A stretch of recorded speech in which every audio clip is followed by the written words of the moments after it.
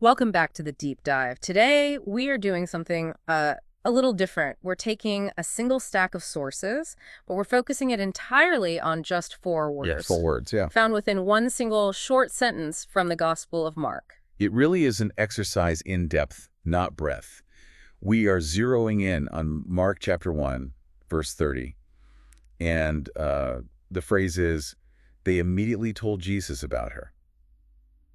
It just carries an immense spiritual weight. That's it. That's our mission today, to unpack the profound spiritual and, the practical weight carried by that single statement.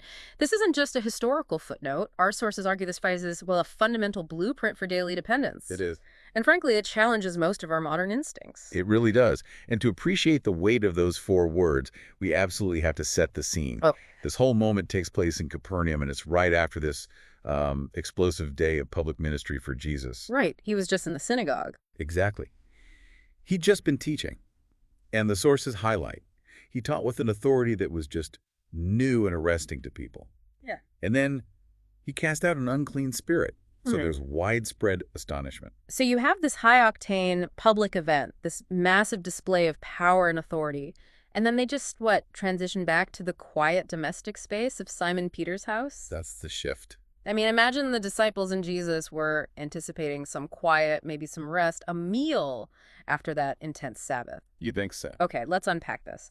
So we've gone from the drama of the temple to a private home.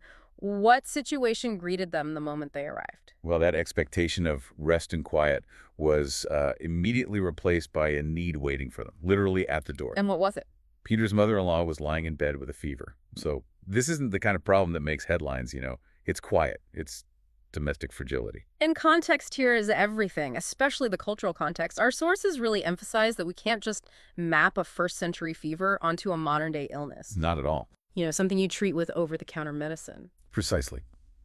In the absence of advanced medicine, a persistent fever wasn't just an inconvenience. It was potentially a grave situation. So it could signal a serious, even life-threatening infection. It could, and it demanded immediate focused attention. But the situation wasn't just medically serious, right? It also fundamentally disrupted the home. What did the source material suggest about the implication of her being confined to bed? It's such a powerful detail. I mean, if she had been well, her expected role would have been to serve. Hospitality. Yes, hospitality. Welcoming these important guests, preparing food, making sure everyone was comfortable. Her inability to rise meant that the core function of domestic hospitality was just crippled. Wow. So the atmosphere must have shifted instantly from, relief to deep concern. A dysfunction, really. You have the power of the Lord on display in the synagogue, but then the reality of human weakness immediately defines the home. That contrast is so important. The power of the kingdom meets the fragility of the household. But here's where it gets interesting, because the focus shifts from the sickness itself to the disciples' instantaneous reaction. Yes. The text doesn't dwell on the illness, it focuses on the response. What did they do? They immediately told Jesus about her. Immediately. That speed, that lack of any recorded deliberation or delay, that is the single most important point we are diving into today. When you analyze their response, the commentary makes it perfectly clear. There was no record of discussion about alternatives. None. No huddling to debate a plan, and absolutely no delay while they tried to handle it first. They didn't try to solve it themselves. They didn't weigh options like, sending for a local doctor or waiting a day to see if the fever broke. They just bypassed all of that. They completely bypassed what would have been conventional, understandable human effort in that situation. So their action, as the source describes it, was an instinctive reaction. It was. They went straight to the source of power and authority. But I have to push back a little here. Was this immediate reaction born out of, say, faith in his healing power, or was it just simple panic in a crisis? And that tension is exactly where the deep dive takes us. Okay. The sources clarify that at this early stage of his ministry, the disciples knew Jesus as an authoritative teacher, a powerful exorcist. We knew he proclaimed the kingdom. Right. But they may not have fully understood the limitless scope of his power over, ordinary sickness. Like a common fever. Exactly. So if they hadn't necessarily expected a miracle for a simple domestic fever, This makes their immediate appeal an act of pure entrustment, That's it. rather than, say, a calculated demand for a guaranteed outcome. Precisely. It was turning to the person they respected and followed, not because they knew how he would fix it, but simply because they knew he was present. And that he cared. And that he cared.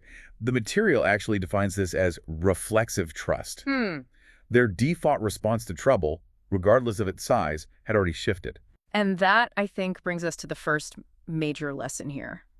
This tiny sentence, it fundamentally challenges our common patterns of response to crisis. It really does. We often do the complete reverse, don't we? We absolutely do. I mean, the common pattern today is, well, we analyze, we worry, we plan. Oh, yeah. We spend hours exhausting our personal resources, financial, mental, emotional, just trying to manage problems on our own. And only when we've failed, when there's nothing left in the tank, do we finally turn to prayer. Often as a last resort. It's like this stubborn self-reliance. It's the spiritual equivalent of trying to fix a complex plumbing leak with, I don't know, duct tape and a hammer for 2 hours. Right. Before finally calling the plumber you should have called in the first place. That analogy fits perfectly. This simple verse, they immediately told Jesus about her. It just gently challenges us to change that whole trajectory. So it urges us to make telling him the settled practice, the primary response. Not the final failure. It's an acknowledgement that our wisdom is always secondary to his. Okay, so let's move to the second major insight here. The scope of concern. The disciples brought a fever, a mundane household illness.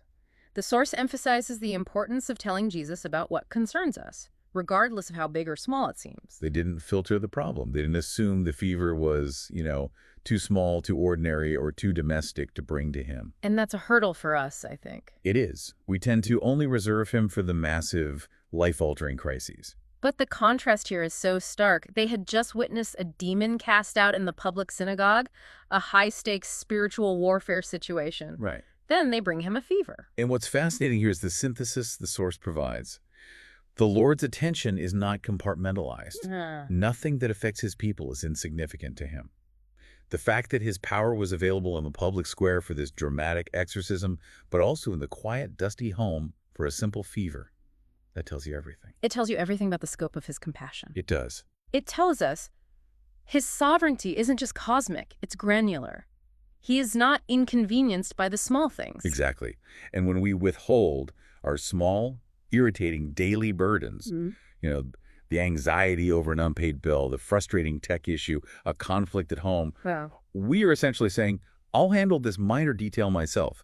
I don't want to bother the Lord with anything less than a genuine disaster.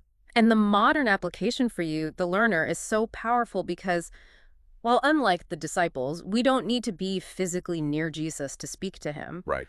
We don't have to wait for the next time he enters our town or our living room. That removes every geographical excuse. Yeah. We can bring concerns, great or small, sudden or ongoing, public or deeply private, because he is present through the Holy Spirit in every single moment. Every moment of your day. The commentary highlights that. He already knows the situation. Yeah. He knows. But the act of telling him is the grace. So it's the means by which we relinquish control. And acknowledge our dependence. It's a deliberate act of unloading then. It's not about providing him with new information. It's about shifting the burden off our shoulders and onto his. The problem isn't that he doesn't know. The problem is when we try to carry the burden ourselves out of pride or just misguided self-sufficiency. Okay, let's move to the critical nuance of how the disciples approached Jesus. Yes. The text says they simply told him about her. This takes us into the third major lesson, the nature of submission in prayer. This highlights such a crucial distinction. They presented the need, the fever, and then, they left the outcome in his hands. That's the key. Crucially, they did not tell Jesus how to fix the problem. They didn't suggest a timeline or a specific method of healing. And that is often the hardest part for us, isn't it? Oh, yes. We come to Jesus with what are basically detailed project proposals. Chuckles. That's a great way to put it. We've already solved the problem in our head, and we come armed with detailed instructions, timelines, preferred solutions. We just need him to execute our plan. We mistake prayer for management consultancy. We ask for his blessing on our predetermined outcome, rather than asking for his intervention and trusting his superior wisdom. It's like hiring a world-renowned architect and then handing them a crayon drawing and insisting they follow it exactly. Yes. You acknowledge their skill, but then you immediately limit their creativity and their wisdom. Exactly. But this passage, it teaches that faith learns to trust him completely. And that includes trusting his method and his timing. So it means learning to say, Lord, here's the situation. I have no solution that is adequate. I trust you to handle it in your way and in your time. If you look at this as a kind of three-step process then. Step 1, acknowledge the need, the fever. Step 2, tell Jesus immediately, the urgency. And step 3, Step 3, submit to his method, the lack of instruction. the telling becomes a confession of dependence. Yes. We are acknowledging that he is the ultimate Lord, that he cares deeply even about the domestic details of Peter's house, and most importantly, he knows what to do.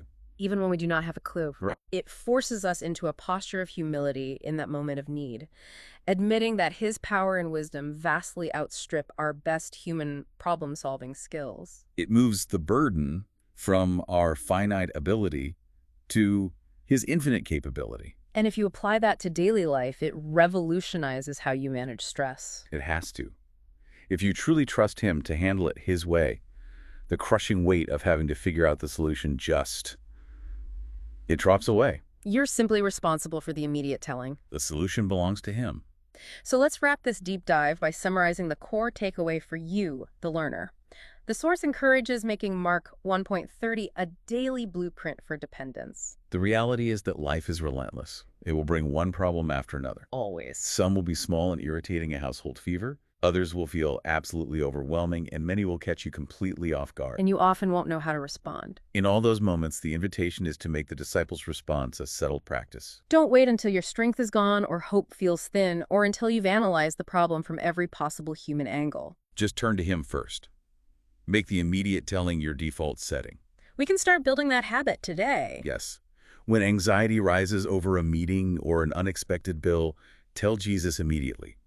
When conflict flares up in a relationship, bring it to him without hesitation. When confusion enters your workflow, when disappointment hits, when sickness threatens. Bring it to him without delay. Because the simple truth embedded in Peter's house is that Jesus is not inconvenienced by our needs. Not at all. He is not too busy with greater matters happening out in the public square. He is present in the synagogue and the home, in public ministry and private pain. So if the disciples immediately brought a simple domestic fever to him, what is the one current concern in your life, no matter how ordinary or complicated or, embarrassing it seems, that you have been delaying bringing to him first? That's the question worth considering today.